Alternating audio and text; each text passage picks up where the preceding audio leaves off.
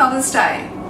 A lot of you will receive a mixed bouquet of flowers for Mother's Day, like this one here, one of our designer bouquets for Mother's Day. And I'm going to show you how and what to do with it when you get it home or when it's delivered.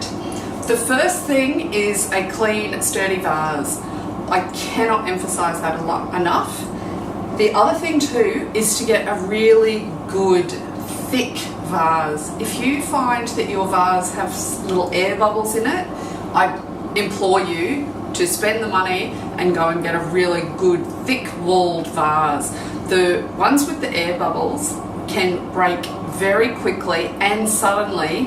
Even when you're at work or you're not at home, it can be like a stress fracture and kaboom. There can be water and flowers everywhere. I've seen it so many times.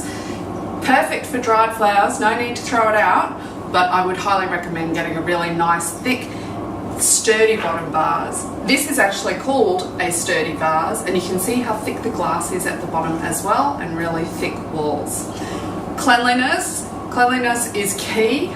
Make sure you scrub out and clean out your vases. Don't do that on Mother's Day. Make sure you do that earlier than that, because you don't want to be working on Mother's Day, do you? No. So, this bouquet here, if it's delivered or someone delivers it to you, will be in a water bubble. It will have its own water source to keep it fresh and to keep it going while it's traveling. So, the first thing to do is to remove that. Don't worry about any of the other packaging. We're just going to let this water out first. A couple of good sharp secateurs and do it over the sink.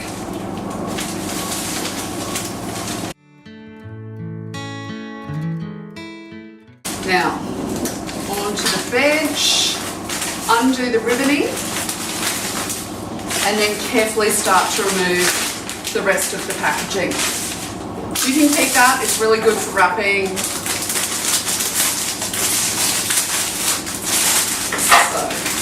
The plastic that was for the water bubble, gone. Now, gently turn the flowers around. Don't put them back down because they are front facing, you can damage them. So hold the bouquet from the back and carefully slice through the tape. That's why I also recommend having a really good pair of secateurs that you don't use for anything else except for flowers. So the first layer comes off. Now the reason that we use so much packaging is to protect your flowers while they're in transit, because flowers that don't have anything around them are going to get bruised and petals are going to be damaged. So we've got our last piece of wrap and we cut through the tape. Now this bouquet is being held together by florist tape. Don't cut into that, okay? Now, if it comes in water, you won't need to snip the stems again. It's only been out of water for a couple of seconds. Squeeze the stems together and place them into your vase. I'll just move the packaging.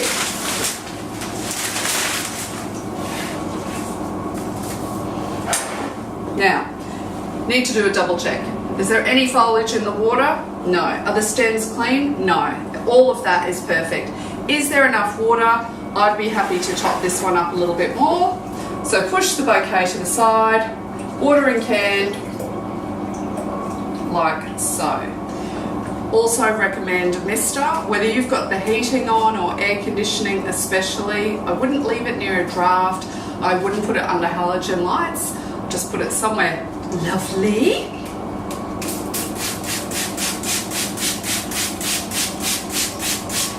And then do a quick check to see if any foliage needs to be moved or if there's anything that you're not 100% happy with that might need to be tidied up or cleaned up. Push it back to the front. Now, this is stunning, absolutely stunning. With regards to mixed flowers in a vase, they will send out different chemicals into the water.